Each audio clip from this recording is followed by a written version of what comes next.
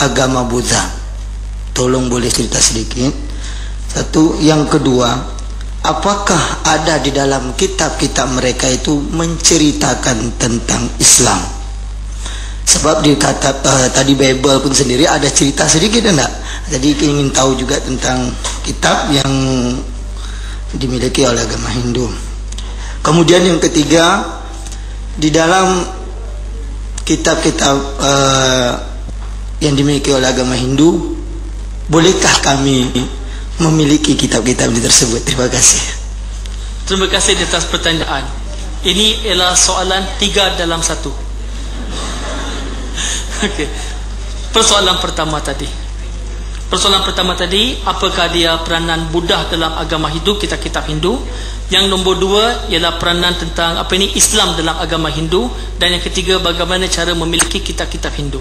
Yang pertama tadi tentang Buddha. Sebenarnya agama Hindu ni beribu-ribu tahun dapat bertahan sampai sekarang, sebab ia mengamalkan konsep pintu yang terbuka, fleksibel. Kalau agama Buddha datang dulu, pengaruh Buddha tu kuat masa dulu, apa yang dia buat, dia tidak menentang Buddha, dia tak tentang Buddha, tetapi dia menelan Buddha. Dia menelan agama Buddha. Dia kata Buddha ini adalah avatar yang ke-9. Avatar berarti Tuhan menjadi manusia. Macam Rama, Krishna tu avatar Tuhan. Jadi lepas itu ialah Buddha dianggap sebagai avatar Tuhan. Sekarang ada yang mengatakan Gandhi adalah avatar yang ke-10. Mahatma Gandhi, ya, sebagai contoh. So apa dia buat ialah dia telan. Jadi pengikut-pengikut Buddha pun diserap ke dalam agama Hindu. Dan bila 2500 tahun yang lalu, ada seorang dengan nama Mahavira, Lord Mahavir. Okey, dia membawa ajaran Jainism. Jadi ajaran tentang ahimsa, vegetarian, tidak boleh bunuh dan sebagainya. Jadi apa yang orang Hindu buat ni, dia serap ajaran itu. Ahimsa, okey, ahimsa, no problem. Tak boleh makan binatang, tak boleh makan benda berdarah, okey, no problem. Jadi ada antara orang Hindu menjadi pemakan sayur. Jadi itulah peranan Buddha tadi diserap ke dalam agama Hindu. Itu yang boleh saya jawab buat masa ini. Soalan kedua tadi, ada tak persamaan tentang Islam dalam kitab-kitab Hindu? Ada, seperti mana telah saya bacakan tadi, seperti Ekam, Adventium dan sebagainya. Ini konsep-konsep ketuhanan. Dalam agama Hindu pun ada puasa dia, walaupun puasa dia berbeza dengan cara orang Islam berpuasa. Orang Hindu berpuasa ni ada banyak cara. Ada yang puasa Ektanu. Ektanu berarti dalam satu hari boleh makan 1 kali saja.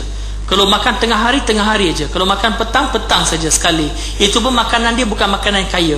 Dia makanan yang kering, tidak ada minyak, tidak ada menggunakan garam dan sebagainya. Ektanu dia panggil. Ada di antaranya yang berpuasa, dia boleh makan ubi kentang dengan air saja. Benda lain tak boleh makan. Ada yang berpuasa 1 hari, dia boleh makan apa-apa saja, tapi tak boleh makan daging, benda-benda menyawa tak boleh makan. Jadi dia ada banyak cara berpuasa, tapi ada juga berpuasa. Jadi kalau kita tanya soalan, kenapa dalam agama Hindu ni ada persamaan konsep ketuhanan sebagai contoh? Kenapa ada persamaan? Macam mana boleh ada Ekam Adventium dalam agama Hindu ni? Jawapan dia mudah saja.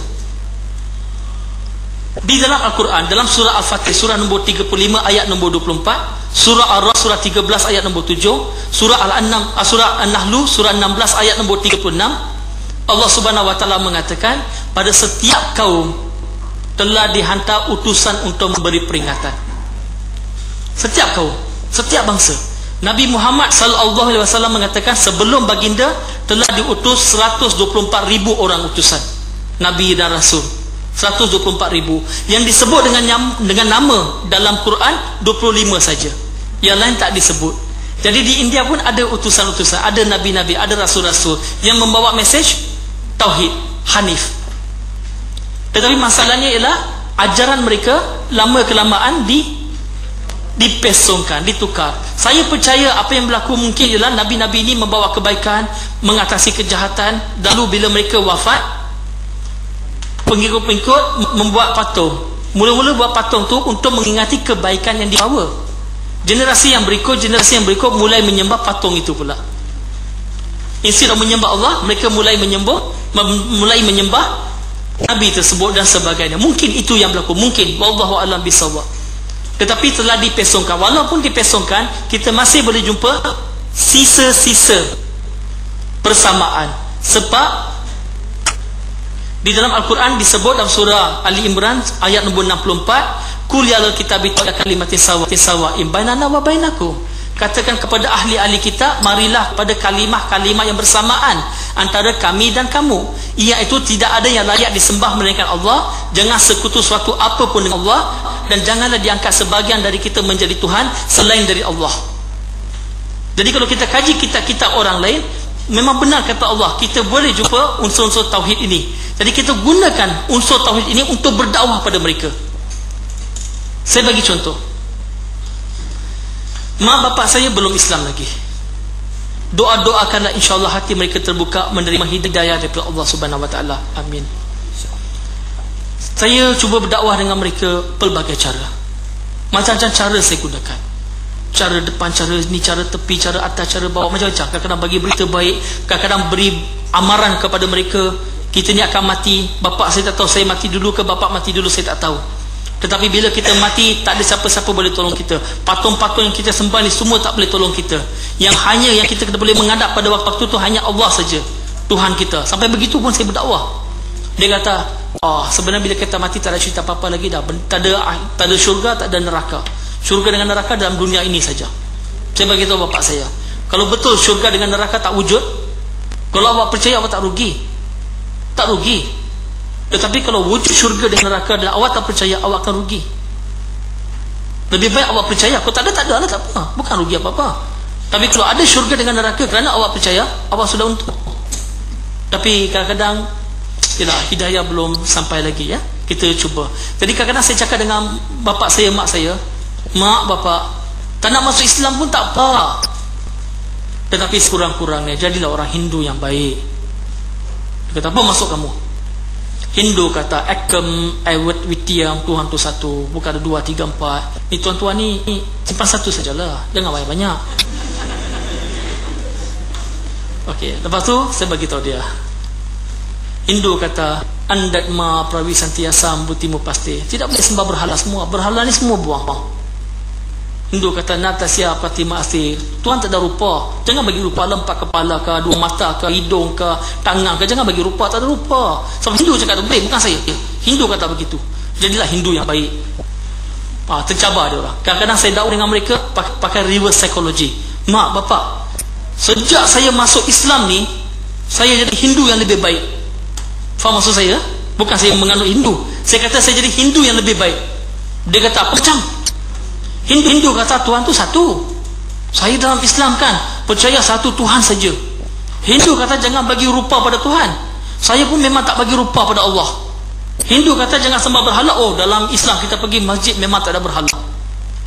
Sekarang ni saya tengok kan, sejak saya masuk Islam, saya ni Hindu lebih baik daripada dulu tau.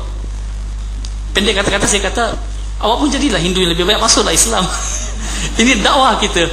Tetapi walau macam mana pun, apa yang saya perhatikan bila dakwah dengan bapak saya khususnya, susah sikit. Sebab bagi mereka saya tetap anak.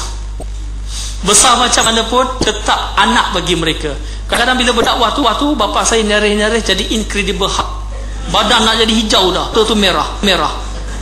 Pernah. Tapi kita nak berdakwah ini, cuma saya boleh tutup dengan ni, saya tutup dengan ni. Bila kita nak berdakwah, yang pertama sekali pasang niat.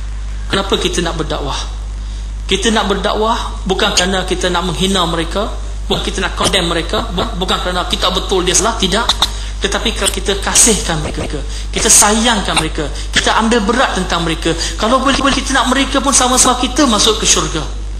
Itulah perasaan kita, ambil berat, tanggungjawab. Dan dalam berdakwah ini kita bukan nak cari kemenangan, tetapi kita nak cari kebenaran. Kita tidak mau menang argument, menang perbahasan, tetapi kita rugi hati, kita hilang hati, dia jauh hati dengan kita. Kita tak mau begitu. Nombor 1, pasangkan niat.